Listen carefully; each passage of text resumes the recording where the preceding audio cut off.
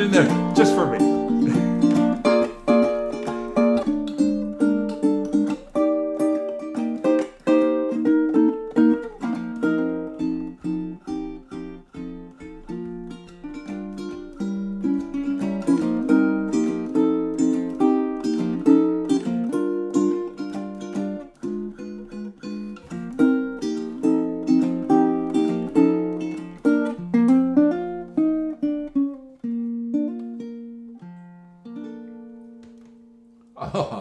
I'm Kimo Hussey, and the name of this song, as you know, is Love. One of the things I love doing is playing quality instruments. And in a previous segment, I played a uke similar to this and described that uke.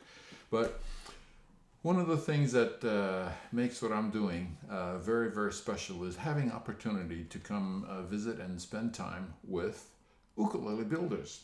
I want you to meet Pat McGowan. Pat McGowan made this instrument, and I had opportunity to meet Pat in 2014 at an exhibition that was attended by stringed instrument builders, most of whom were guitar builders and ukulele builders. And so that's where I met Pat, and long story short, I enjoyed meeting him and knowing about his instrument so much that I ordered an instrument from him, came up on this trip to spend some time with him.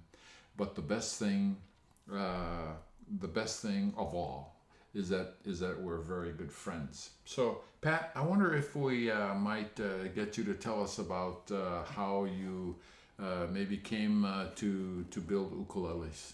Sure. And after that, if you would, describe this ukulele for us. Okay, how I came to build ukuleles. I played instruments for quite a long time, primarily guitar and mandolin, and started working on them when I was young, and then I ruined one.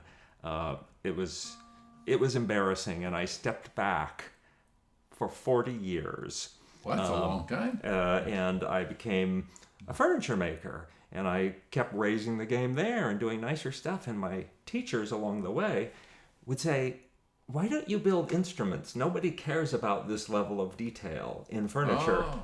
But by then the story was very well established that I didn't have the Stradivarius gene that was required to do this kind of work, growing out of that one bad experience. But finally, in essence, fate forced me. But there was a message in what people were telling you. There was, and I pushed it back for a long time until I couldn't avoid it anymore. And I'm glad I finally changed, because that led to meeting you and building ukuleles. Good for me. Yeah, and me. You played, in fact, my first ukulele at the Guild of American Luthiers exhibition in 2014. Yeah. Did I know that? I don't know if you knew it. I might not have wanted to reveal it at the time. It doesn't matter. It was a wonderful instrument. It was confidential. And it really caught my attention. Yeah.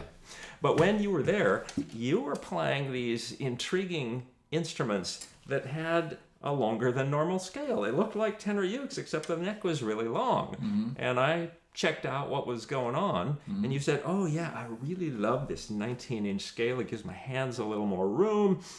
And I thought, okay, yeah, and it's also kind of increasing the sustain on the instrument and giving it a little different voice.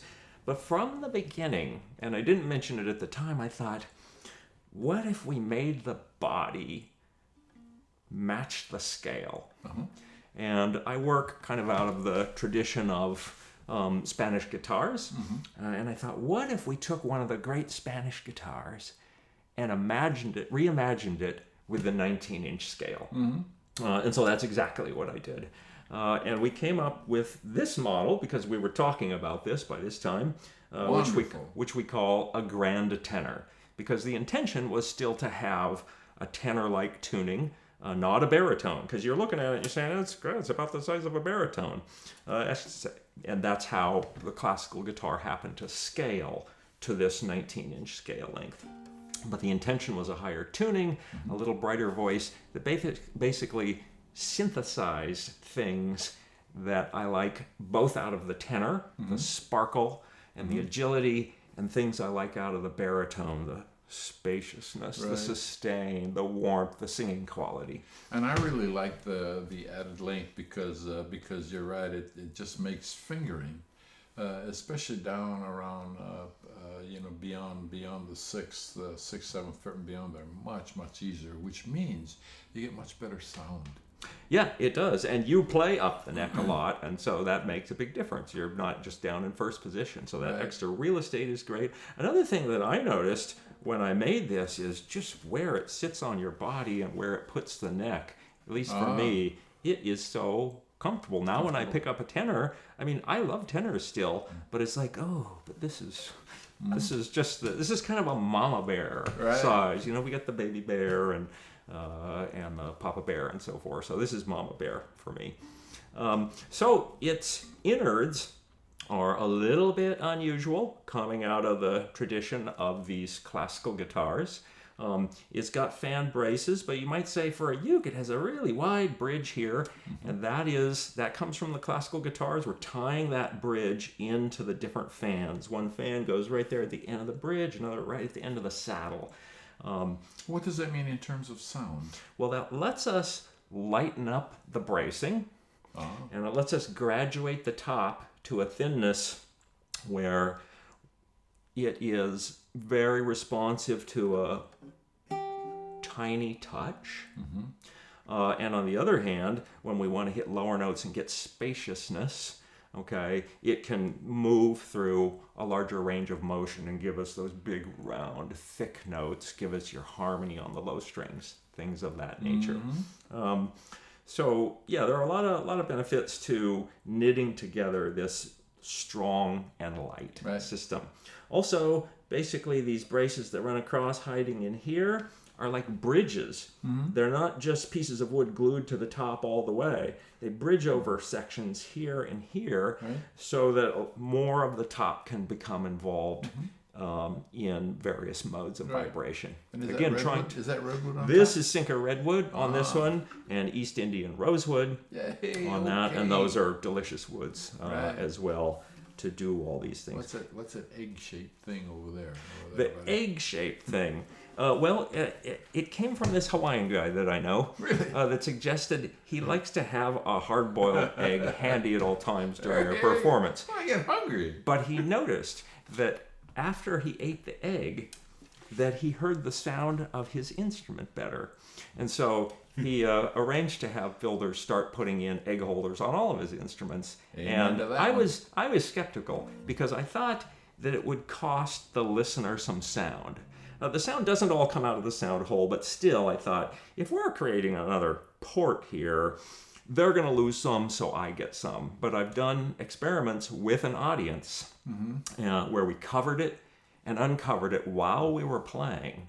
And it was very non-intuitive. What happened was when we uncovered it, rather than the audience losing sound, they reported that the sound seemed to get bigger, but more amazingly, it seemed like someone turned the stereo on.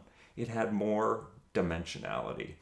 And I was amazed, but they were saying it. So I thought, okay, I'm going to keep putting the egg holders Great. onto the ukulele. Yeah. And I love those, by the way. Yeah. Well, that's where it came from.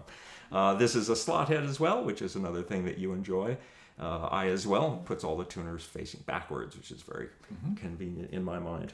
What else is going on this? It's got a bridge where the strings actually just disappear into a little hole rather than a tie bridge. And I like that. That's I like another the one way of it your looks. favorites. Yeah. Absolutely. And you put little beads on the strings on the inside. It's a Yes. very clean look. From my position as a builder, though, what this does is this gives me a really lightweight bridge. And so we're reducing the mass of the top even a little bit more. And since this bridge also acts as a brace, okay, it's allowing me a little more flexibility in the control of the lateral bracing of the top. Yeah. Got it. At the beginning, we provided you opportunity to hear the instrument, but I want to ask you one last important question. Okay. What do you think, as a builder, is your biggest contribution to building ukuleles?